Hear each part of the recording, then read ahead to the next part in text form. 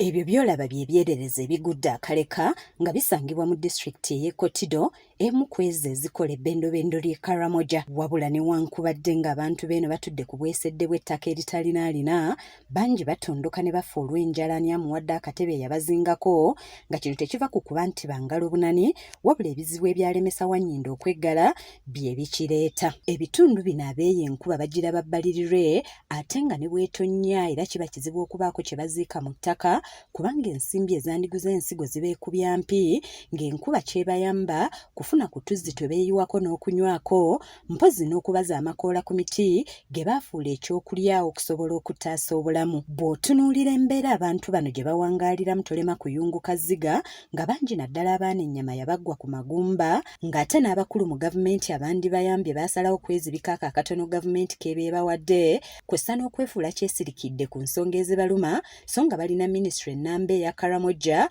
oboolyawo eyandikoze ku nsonga zaabwe. Okuviira ddala omwaka oguwedde omusumba Solomon Mwesige ng'ayita mu kitongole ekyakulembera ekya Feed the Hungry East Africa yatandika okuyambako gavumenti ng'adduukirira abantu bano n'obuyambi bw'emmere, ng'ono takoma okwo asitukiramu n'agenda alabire eddala ensonga lwaki abantu beeno bafa enjala buli lukya. Omulundi ogwasooka yabeetikkira emmere n'engoye wamu n'ebintu ebirala era n'aleka ng'atadde akaseko ku matama g'abantu bano, wabula okusinziira ku bye yalaba bwe yakomawo yeeyongera okutakula omutwe okumanya butya bw'ayinza okumalawo ebbula ly'emmere mu kitundu kino.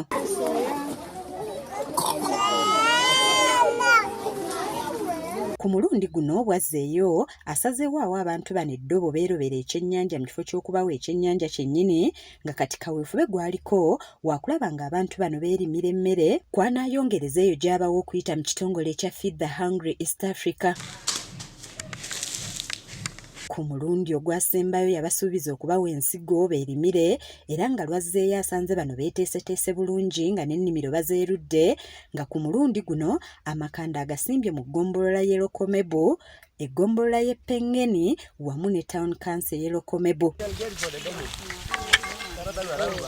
Yabeetikkidde ttuumu abadde ensigo ey'omuwemba ennongoseemu kw'ossa n'emmere ey'omuceere era nga buli muntu yaweereddwa ensigo emala okusimba ku yiika 5.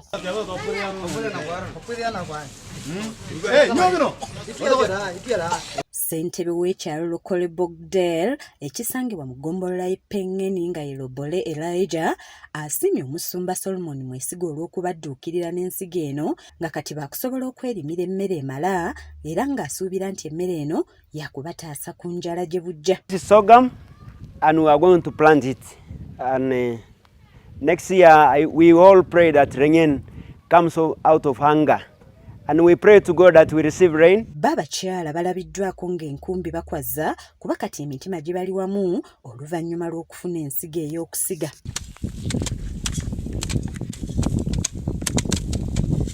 Lochu Moses ng'awangaalira ku kyalo Lupio Pig agamba nti alina yiika 6 wabula nga talina nsigo z'asimbamu, nga yafuba n'asimbako yiika 6 n'akomaawo, wabula ng'oluvannyuma lw'okufuna ensigo eno waakulimira ddala.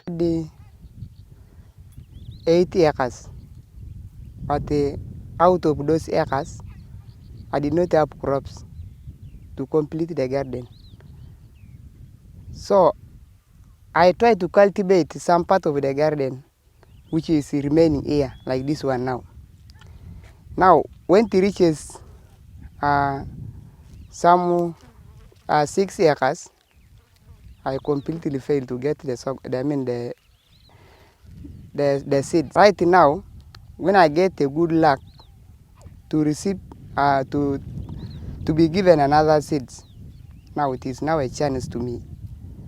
I also now thanking our pastor for bringing us these seeds. Ye omusumba Amadi Desmi nga yasumba ekkanisa ya Pentecostal Assemblies of God ye Kotido nga ye yawoma omutwe mu kusakira abantu bano obuyambi, musanyufu olw'obuyambi obw'ensigo omusumba Mwesige bw'awadde abantu bano ekigenda okubayamba okumalawo ebbula ly'emmere. We are grateful to have met with Pastor Solomon way back last year when many people were dying in Karamoja of hunger. Too many people died, but when he came on board with food support, at least many families were saved and life was sustained. Now, through the season of distributing of food, we interacted and said, how could this be sustained? and we found out that one of the ways to sustain and to improve on food security is to empower the local people to produce their own seed.